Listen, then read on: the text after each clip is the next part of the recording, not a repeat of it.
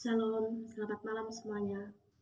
Yang saya hormati Ibu Masni selaku pengajar mata kuliah ilmu pendidikan, singkatnya teman-teman yang saya cintai dan yang saya banggakan. Pertama-tama marilah kita panjatkan puji syukur kita kehadirat Tuhan Yang Maha Kuasa, di mana atas segala berkat dan perlindungannya sehingga kita masih diberikan kesehatan hingga saat ini. Perkenalkan, nama saya Gaudensiana Yunitasari dari Prodi Ekonomi kelas 1A ingin mempresentasikan materi makalah saya mengenai sistem pendidikan dan implementasinya. Baik, sebelum saya menjelaskan materi saya akan memanggil 5 teman saya. Yang pertama, Rizka Arianita. Yang kedua, Muhammad Doni Rijaldi. Yang ketiga, Claudiana Ningsi Magurabu. Yang keempat, Zainuddin, dan yang terakhir, Irna Fatmawati. Materi pembahasan saya pada malam hari ini yaitu mengenai 1. Konsep implementasi kebijakan pendidikan. Yang kedua, fungsi implementasi kebijakan pendidikan. Yang ketiga, arah kebijakan pendidikan di Indonesia. Dan yang terakhir, analisis implementasi kebijakan pendidikan. Konsep implementasi kebijakan pendidikan yaitu suatu proses yang melibatkan jumlah sumber yang termasuk manusia dan kemampuan organisasi yang dilakukan oleh pemerintah maupun swasta, baik itu individu maupun kelompok.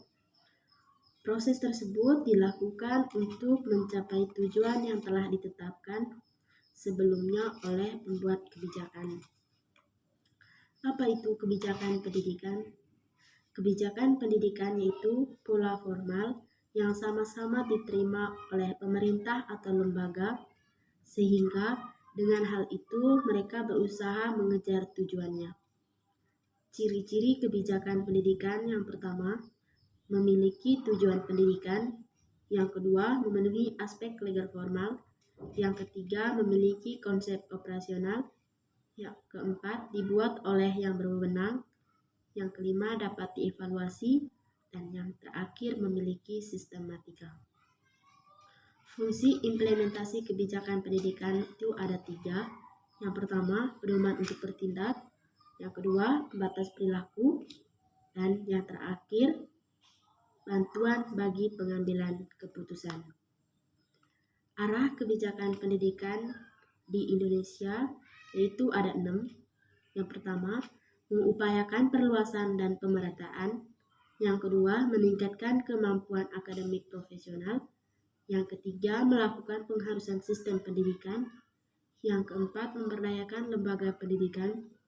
Yang kelima, meningkatkan kualitas lembaga pendidikan. Dan yang terakhir, mengembangkan kualitas sumber daya manusia. Analisis implementasi kebijakan pendidikan di era otonomi daerah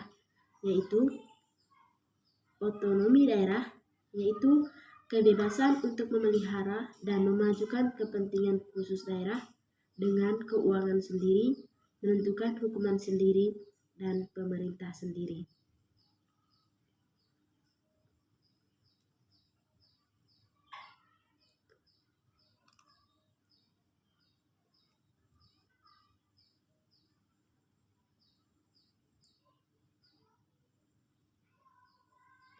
Kesimpulan dari makalah saya yaitu kebijakan dibuat untuk menjadi pedoman dalam bertindak, mengarahkan kegiatan dalam organisasi pendidikan untuk mencapai tujuan yang telah ditetapkan. Proses implementasi kebijakan pendidikan hanya dapat dimulai apabila tujuan-tujuan dan sasaran-sasaran sejumlah dana atau biaya telah dialokasikan untuk mewujudkan tujuan-tujuan dan sasaran-sasaran tersebut. Evaluasi kebijakan pendidikan era otonomi masih belum terformat secara jelas, maka di lapangan masih timbul bermacam-macam metode dan cara dalam jelas melaksanakan program peningkatan mutu pendidikan. Oleh karena itu, aturan-aturan dan pedoman-pedoman yang sudah dirumuskan perlu ditinjau kembali sehingga menyebabkan peninjauan ulang terhadap pembuatan kebijakan pada segi implementasinya. Baik, sebelum saya mengakhiri materi saya akan memanggil teman saya, yaitu Erika Putri Wulandari. Teman-teman, itulah materi makalah saya malam hari ini. Jika ada kekurangan, mohon untuk diperbaiki. Atas perhatiannya diucapkan sekian dan terima kasih.